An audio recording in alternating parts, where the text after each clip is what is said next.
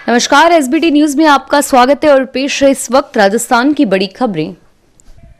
सिरोही जिले के स्वरूपगंज में पुलिस ने आगरा से अहमदाबाद जा रही लग्जरी बस से करीब 3 करोड़ रुपए का सोना, चांदी व डायमंड समेत महंगे स्टोन बरामद कर 3 लोगों को गिरफ्तार किया है। प्रारंभिक जांच में सामने आया कि यह सारे जेवरात बिना बिल के अहमदाबाद सप्लाई होने थे और वहां से गुजरात के अलग अलग शहरों में जाने थे। पुलिस ने तीनों को गिरफ्तार कर पूछताछ शुरू कर दी है। राजस्थान सरकार ने अधीनस्थ अदालतों में मुकदमों की पेंडेंसी घटाने के लिए बड़ा फैसला करते हुए विभिन्न स्तर के 52 नए कोर्ट खोलने का निर्णय किया है।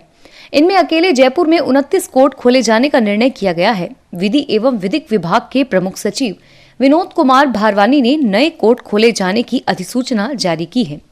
कार्यक्षेत्र विभाजन के बाद जल्द ही यह कोर्ट स्थापित हो जाएंगे। राज्य सरकार ने इसी बजट में नए कोर्ट खोले जाने की घोषणा की थी, जिसे अब अमली जामा पहनाया गया है। इसमें जयपुर में 2 और पारिवारिक न्यायालय एवं पारिवारिक न्यायालय खोले गए हैं।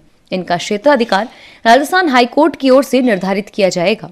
श्रीगंगानगर में एक और पोक्सो कोर्ट संख्या 2 खोलने का निर्णय किया गया है और यह राजस्थान हाईकोर्ट से अंतरित किए गए मुकदमों की सुनवाई होगी।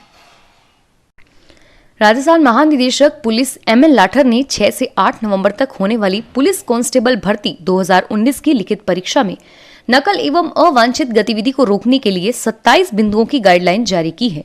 गाइडलाइन में गत वर्षों में हुई भर्ती परीक्षाओं के सामने आए नकल आदि गतिविधियों को ध्यान में रखते हुए इस बार और अधिक सतर्कता बरतने के निर्देश दिए हैं। कोरोना के कारण राज्य की अशोक गहलोत सरकार ने अनलॉक 6 में आगामी 30 नवंबर तक के लिए जारी की गई नई गाइडलाइन में कुछ प्रतिबंधों को बरकरार रखा है।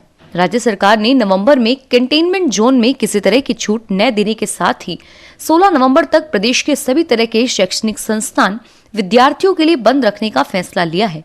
इस दौरान कंटेनमेंट जोन में कर्फ्यू और धारा 144 लागू रहेगी। इसके अलावा विवाह तथा राजनीतिक समारोह में निर्धारित संख्या में ही लोग एकत्र हो सकेंगे। अंतिम संस्कार में भी 20 व्यक्तियों की सीमा पहले की तरह लागू रहेगी और इसके साथ ही खुले स्थानों पर कलेक्टर की अनुमति से होने वाले सामाजिक और राजनीतिक समारोह में 2 गज की दूरी बनाए रखकर अधिकतम 250 लोगों तक को इसमें शामिल होने की अनुमति दी जा सकेगी। बंद हॉल में क्षमता के 50% के साथ अधिकतम 200 लोगों को ही एकत्रित होने की अनुमति होगी। इन कार्यक्रमों में मास्क पहनने और सोशल डिस्टेंसिंग का पालना करना जरूरी होगा। राजस्थान में कांग्रेस ने पंचायत समिति और जिला परिषद सदस्यों के चुनावों में उम्मीदवार चयन के लिए कवायद शुरू कर दी है। कांग्रेस के सभी 21 जिला पर्यवेक्षकों को पीसीसी चीफ ने 3 नवंबर से जिलों में जाकर बैठकें करने का टास्क दिया है। सभी पर्यवेक्षक जिलों में जाकर 3 नवंबर को बैठक लेंगे। इन बैठकों में जिला परिषद और पंचायत समिति सदस्य उम्मीदवारों के नामों पर चर्चा होगी।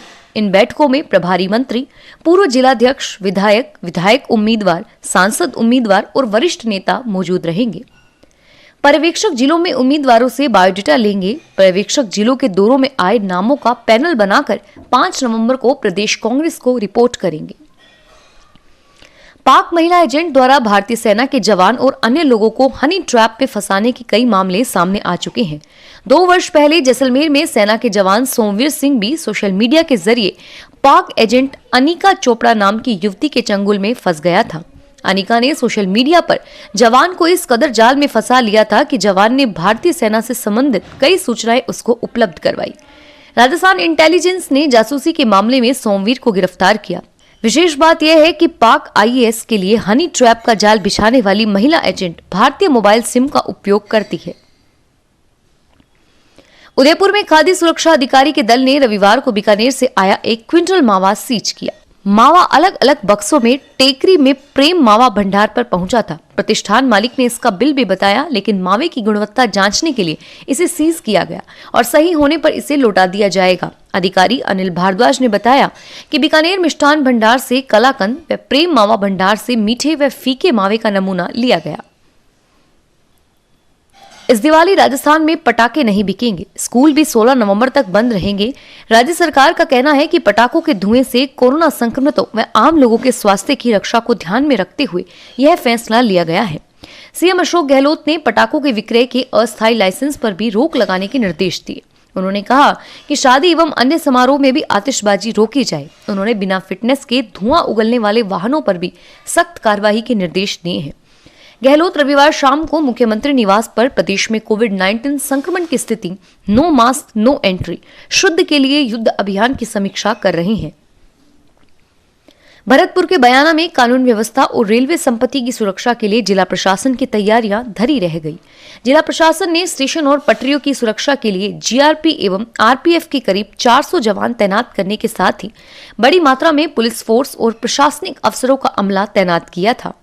लेकिन वास्तविकता यह रही कि गुर्जरों के सभा स्थल से 6 किलोमीटर तक पुलिस फोर्स थी ही नहीं। यहाँ तक कि आरपीएफ और जीआरपी के जवान भी 2 किलोमीटर पहले डुमरिया स्टेशन तक ही तैनात थे। सभा स्थल पर मंच से गुर्जर नेता भूरा भगत ने जैसे ही अजमेर में हाईवे जाम होने की जानकारी दी, वैसे ही कुछ उत्साही युवाओं ने पहले सड़क पर रास्ता जाम किया और फिर वे रेल पटरियों पर पहुंच गए।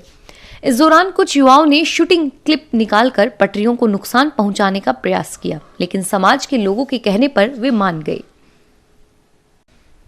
कोविड काल में हुए लगभग सभी मुख्य एग्जाम्स के रिजल्ट घोषित किए जा चुके हैं। साल 2020 की परीक्षाओं में परिणामों की खास बात यह रही कि दोनों से ही विवाद जुड़े थे और इनके स्कोरिंग पैटर्न ने सभी को चौंका दिया। इतिहास में पहली बार नीट में एक नहीं 2 स्टूडेंट ने 720 में से 720 अंक हासिल किए हैं। भले ही इन दोनों एग्जाम की पात्रता अलग अलग हो, लेकिन आईआईटी व यूपीएससी ने किसी भी परिस्थिति में अपनी गुणवत्ता से समझौता नहीं किया। यही कारण है कि सिविल सर्विसेज एग्जाम में टॉपर को भी 60% अंक नहीं मिल पाते। जानिए कैसा है प्रमुख एग्जाम्स के मार्किंग पैटर्न का ट्रेंड। प्रदेश में जल जीवन मिशन का काम 25% भी नहीं हो पाया है। पुरानी स्कीम व प्रोजेक्ट को इसमें शामिल करके कनेक्शन का आंकड़ा जोड़ा जा रहा है। मिशन में केंद्र व राज्य की हिस्सेदारी को लेकर चल रहे विवाद के कारण काम गति नहीं पकड़ पा रहा। राज्य सरकार मिशन में पहाड़ी राज्यों के समान 90% राशि केंद्र से मांग रही है, जबकि केंद्र अपना हिस्सा 50% से ज्यादा करने पर राजी नहीं है। 2 हफ्ते बाद दिवाली है। मिठाई और कपड़ों के बाद दीपावली पर सबसे ज्यादा कारोबार पटाखों का होता है। राजधानी जयपुर में दिवाली पर करीब 45 करोड़ रुपए के पटाखे बिकते हैं। कोरोना संक्रमण के चलते राज्य सरकार ने इस बार दीपावली पर अस्थायी पटाखा लाइसेंस जारी करने से इनकार कर दिया। पुलिस कमिश्नरेट के पास 1375 आवेदन आ चुके थे। राज्य सरकार से आदेश जारी होने के बाद अब इन आवेदनों को रद्द कर दिया जाएगा। पटाखा बिक्री के बाद सबसे ज्यादा चिंता एयर पोल्यूशन को लेकर है। क्योंकि कोरोना काल है तो कोविड मरीजों के साथ साथ सामान्य इंसान को भी जान का खतरा रहता है। राजस्थान हाईकोर्ट की मुख्य पीठ जोधपुर व जयपुर पीठ में आज से केसों की नियमित सुनवाई होगी। नियमित सुनवाई के दौरान वकील वीसी व फिजिकल के दोनों तरीके से पैरवी कर सकेंगे। हाईकोर्ट प्रशासन की गाइडलाइन के अनुसार आज से हाईकोर्ट में सुबह 10:30 बजे से शाम 4:30 बजे तक नियमित सुनवाई होगी। इस दौरान दोपहर 1 से 2 बजे तक लंच रहेगा। केसों में वीसी के जरिए सुनवाई के लिए वकीलों को केस के 1 दिन पहले ही सूचना देनी होगी। दरअसल लंबे समय से हाईकोर्ट में वीसी से ही सुनवाई हो रही थी। सांसद हनुमान बेनीवाल की आरएलपी बीजेपी से अलग होने के मूड में नजर आ रही है। हनुमान बेनीवाल ने केंद्र के कृषि बिल पर कहा है कि पीएम नरेंद्र मोदी से बिल वापस लेने के लिए आग्रह करें। जरूरत पड़ी तो सड़कों पर बड़ा आंदोलन भी करेंगे। हालांकि उन्होंने कांग्रेस के खिलाफ भी मोर्चा खोलते हुए कहा कि राज्य सरकार भी नए कृषि बिल के नाम पर किसानों को गुमराह करने की कोशिश कर रही है। सरकार की मंशा है कि प्रदेश में सभी स्थानीय निकाय अपने पैरों पर खड़े होकर खुद ही कमाएं और खुद ही खाएं। लेकिन दूसरी ओर प्रदेश का एक भी स्थानीय निकाय उस स्थिति में नहीं पहुंच पाया है कि वह खुद का खर्च खुद ही निकाल सके। ऐसे में सरकार पर खर्च से लेकर विकास के लिए भी जमकर उन पर राशि लुटानी पड़े। फिलहाल इस बुलेटिन में इतना ही और फिर हाजिर होंगे तमाम बड़ी खबरों के साथ। एसबीटी न्यूज के वीडियो देखने के लिए हमारे चैनल को सब्सक्राइब करें और नोटिफिकेशन पाने के लिए बेल आइकन पर क्लिक करें। धन्यवाद।